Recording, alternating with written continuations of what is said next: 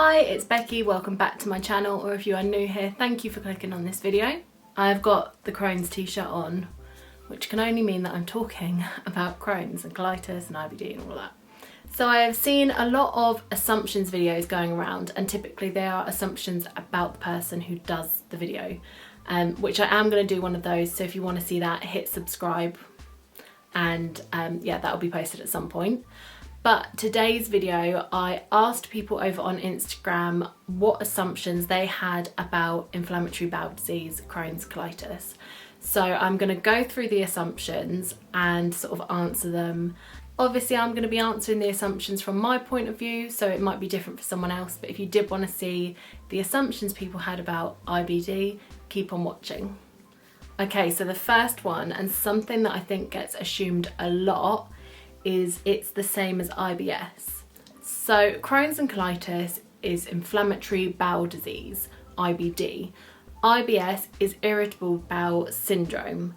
So they are different.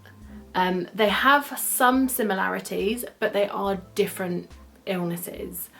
So I personally haven't ever suffered with IBS, but I do know it is different from IBD. You can read more about it if you want to, but yeah, they aren't the same. The next assumption is that it is easy to handle. So I think this is a little bit of a tricky one, because for some people, once they are on the right medication or once they have the disease under control, it is easy for them to handle it. Other people, it is horrendous for them to handle it. It is a disease that has got such a sort of variety of levels of painfulness, or if it can be dealt with. But I think to assume that it is easy to handle would be wrong, because even the people that are now finding it easy to handle have probably had to go through quite a journey to get to that point. So yeah, I don't think it is ever easy to handle. You've got that you cope well and haven't had any other issues such as medication trouble. So I think people that are in remission, this is probably something that does kind of get said, that they like cope really well. Medication trouble is a big deal. So I have been diagnosed for coming up to a year now, I think coming up to a year, but I still haven't found a medication that works, and some people won't find a medication that works for like years. I think it's very rare for someone to have the disease, be given a medication, be feeling fine and sort of coping really well with it. I think it is quite rare from what my understanding is of it. We've got the assumption if you're not complaining, you're not in pain. It's incorrect. I am in pain all the time. I just don't moan about it, because what good is moaning about it going to do? I just moan about it when it gets to like an 8 or 9. Then I'm like, no, I'm going to moan about this now, but I'm always in pain. I haven't not had a stomach ache for the last like 2.5 years. So yeah, that is wrong as well. So we've got, I assume it makes your life a little difficult. So yeah, I would say it does make life a little difficult, and sometimes quite a lot difficult. Obviously the disease varies, so there are points when it isn't too bad and my stomach might not be too painful, I might not need to go to the loo too many times, and then that isn't too difficult. But then there are times when I'm in agony, I need to go to the toilet like 6, 7, 8 times a day. So then that's quite a bit more difficult. It affects your enjoyment of food because you worry it could aggravate your illness. So for me it doesn't. I am still gonna eat what I want. I have tried cutting things out and it did not help me. I followed quite a strict diet, and again, it didn't help my symptoms. So for me, I know food doesn't really change the symptoms too much. But if I am sort of really struggling, if I eat anything, it will hurt. But I definitely don't enjoy food less. I love food, and I'm a massive foodie, so yeah. We've got, it feels a bit like really bad period pains. So for me, my period pains are like quite a dull kind of ache. I mean, they can get to like quite a bad ache, but my sort of Crohn's pains are more like a stabbing pain. I would describe Crohn's pain as someone stabbing your insides with a hot poker ripping them out and yeah, doing stuff like that. There's a lot you can't eat, so no, like I said, I still eat everything. So my nurse actually told me not to cut foods out. She said it doesn't seem to affect my symptoms, so don't do it, because all that is going to do is add anxiety to you going for dinner or socialising with food and all of that, and you don't want that. You've got enough to be dealing with without adding sort of like food anxiety on top of that. So we've got, it's just your stomach that is affected. No, it's not, unfortunately. If it was just the stomach, it wouldn't be so bad. So Crohn's can affect your digestive system anywhere from your mouth to your arse. Colitis is the lower part. So you can have sort of Crohn's ulcers in your mouth, in your throat. So it isn't just your stomach that would be affected. And it is also an autoimmune disease, so it isn't just your sort of digestive system that gets affected. People's skin can get affected, their eyes, the hair, sort of loads of other things can be affected, not just the stomach. And again, we've got your diet affects it. So a lot of the time with IBD, it is assumed that diet is quite a big contributing factor.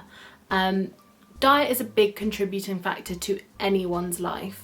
At all, because if you have a good diet, your body will be able to function better. Of course, Crohn's and colitis could be affected by diet, but as could everything in your body, and it isn't sort of the be all and end all of what affects it. The actual diet that is suggested for when you're in a flare is like really bland, like chicken, rice, white potato, white pasta, no vegetables, no fruit.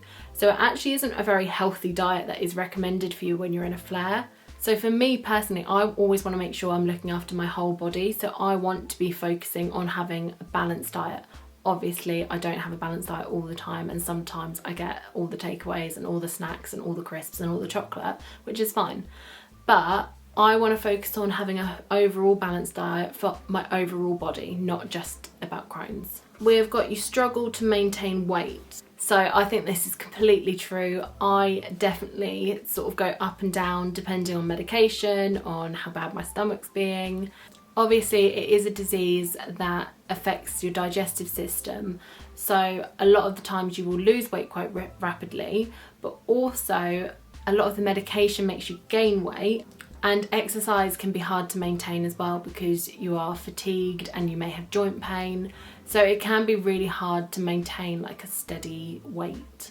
We've got, everyone eventually needs a stoma fitted. So no, people don't always need a stoma fitted. There's kind of like a pyramid thing. I might try and put a picture here. So it starts off with, I think, antibiotics, then it's immune suppressants, then biologics, and then an operation.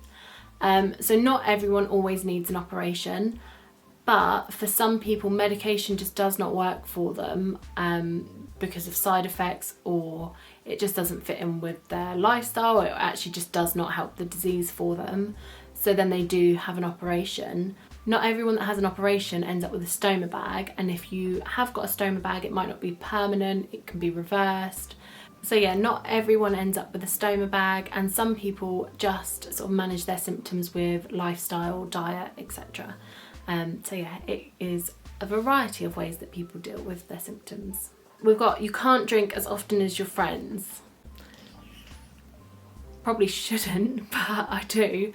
No, I mean, to be fair, alcohol doesn't actually seem to affect it that much. It's kind of like the food. If it's bad, alcohol is obviously going to make it worse, but if it isn't too bad, it doesn't really affect it too much.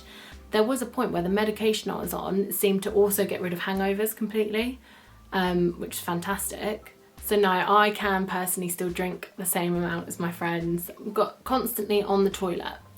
So I'm definitely on the toilet more than I used to be, but this is probably going to be far too much information, but I used to only sort of go to the toilet maybe like once or twice a week before I was poorly. So now I end up kind of going like 3 times a day, which isn't too bad. Like, it's not the worst thing in the world. There are obviously days when it is a lot more than that, but typically it isn't too bad. So yeah, I don't think I'm on the toilet constantly, We've got struggle to have a love life. I don't think IBD makes having a love life any more of a struggle than it already is, but it just might mean that people's priorities change a bit. So that is it for my IBD assumptions. They are pretty much the assumptions that I assumed would be assumed. Yeah, like diet, on the toilet a lot, and yeah. So if you haven't already, hit that subscribe button and give this video a thumbs up. Let me know in the comments if you've got any other assumptions about IBD. And yeah, I hope you are having an amazing day, and I will see you in Thursday's video. Bye. Subscribe button. A noisy car's gonna come past.